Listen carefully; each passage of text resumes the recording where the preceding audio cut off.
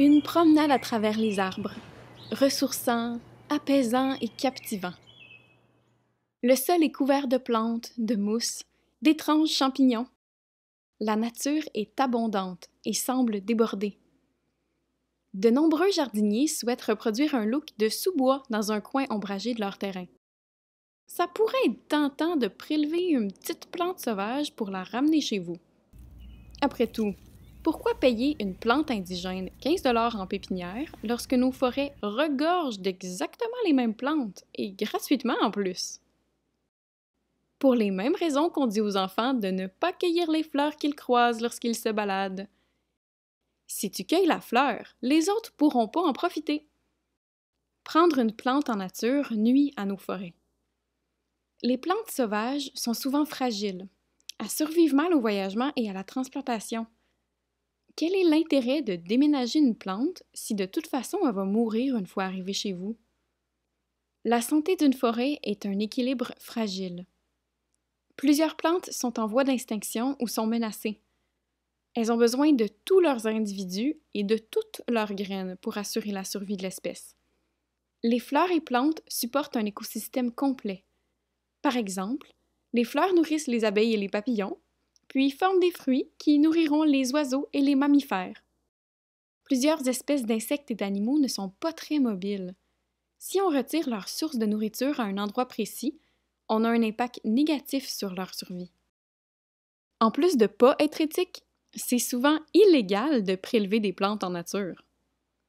Je cite En vertu de l'article 16 de la loi sur les espèces menacées ou vulnérables, il est interdit de posséder hors de son milieu naturel, de récolter, d'exploiter, de mutiler, de détruire, d'acquérir, de céder, d'offrir, de manipuler génétiquement tout spécimen de ces espèces ou l'une de ses parties, y compris celles provenant de la reproduction, sauf si l'action a été préalablement autorisée.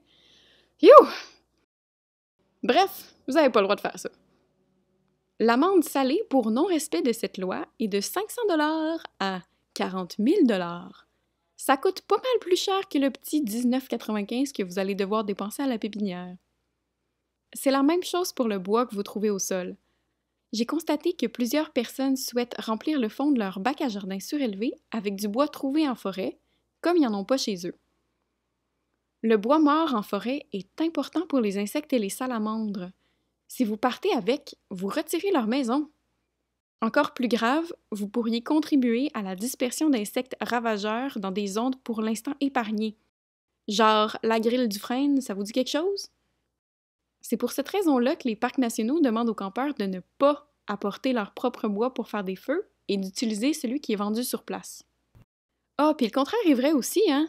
Bougez pas quelque chose de votre jardin vers une forêt. On serait parfois surpris de voir tout ce qu'on pense être parfaitement inoffensif, qui pourrait en fait nuire beaucoup à la biodiversité. Même les vers de terre de nos milieux urbains nuisent au milieu naturel. De manière générale, bouger une espèce ou du matériel naturel d'un environnement à l'autre devrait être évité, à moins de vraiment savoir ce que vous faites. Contentez-vous d'observer ces magnifiques végétaux dans leur forêt natale. Tout le monde pourra ainsi en profiter. On se revoit les mains dans terre, guys. Bye!